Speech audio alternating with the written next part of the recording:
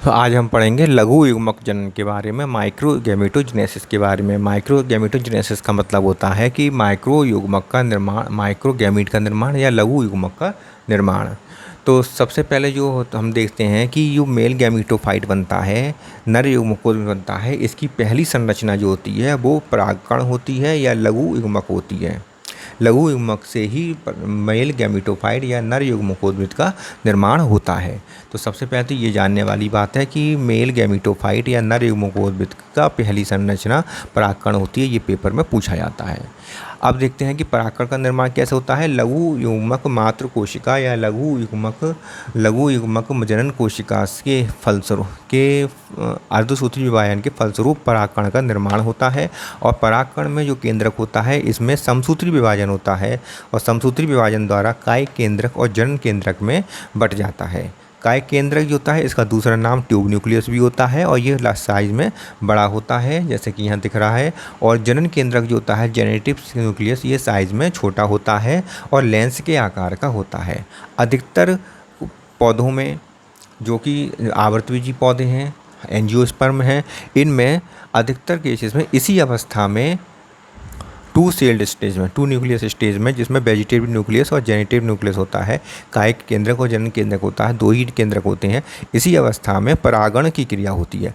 परागण की क्रिया क्या होती है कि पोलन सैक से परागण निकलते हैं और परागकण निकलकर वर्तिकाग्र तक पहुंच जाते हैं।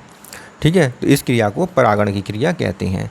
जैसे जैसे और अंकुरण होता है और ज़्यादा अंकुरण होता है परागकण में, तो उसमें क्या होता है कि वेजिटेटिव न्यूक्लियस तो ऐसा ही रहता है, इसमें कोई चेंजेस नहीं आते हैं और ऐसा ही बना रहता है। लेकिन जेनरेटिव न्यूक्लियस जो होता है, जनन केंद्रक जो होता है, इसमें विभाजन होता है और विभाजन के फलस्वरूप मेल गैमीट या दो नर युग्मक का निर्माण हो जाता है। इस क्रिया को शुक्रजनन या स्पर्मेटोजेनेसिस की क्रिया कहते हैं।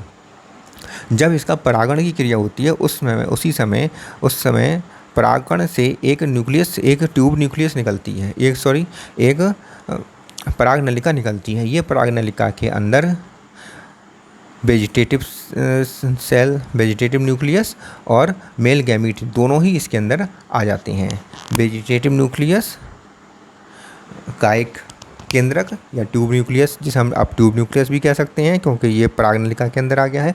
ट्यूब न्यूक्लियस इसके अंदर आ जाता है और नर युग्मक, दोनों नर युग्मक भी इसी के अंदर आ जाते हैं। इस पूरी संरचना को, जिसमें परागकण भी होता है और पराग नलिका भी होती है, इस पूरी संरचना को हम मेल गैमीटोफाइट या नर युग्मकोद्भिद कहते हैं। तो अधिकतर जो होता है हम अब देख सकते हैं कि जो एंजियोस्पर्म होते हैं उसमें अधिकतर में एंजियोस्पर्म जो होते हैं, एंजियोस्पर्म में 60% जो होता है एंजियोस्पर्म में टू सेल्ड स्टेज कह सकते हैं, टू न्यूक्लियस स्टेज में परागण की क्रिया होती है। और 40% जो एंजियोस्पर्म होते हैं उनमें थ्री न्यूक्लियस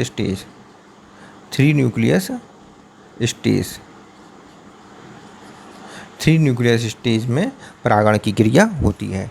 तो परागण की क्रिया दो प्रकार से हो गई एंजियोस्पर्म में। 160% एंजियोस्पर्म में दो न्यूक्लियस स्टेज में ही केवल एक वेजिटेटिव न्यूक्लियस होगा और एक जेनेटिव न्यूक्लियस होगा। इस अवस्था में ही परागण की क्रिया हो जाती है। जबकि कुछ 40% जो एंजियोस्पर्म होते हैं उनमें 3 न्यूक्लियस स्टेज में, अर्थात एक तो वेजिटेटिव न्यूक्लियस होगा और 2 नर युग्मक होंगे। ये 3 सेल स्टेज में परागण की क्रिया होती है।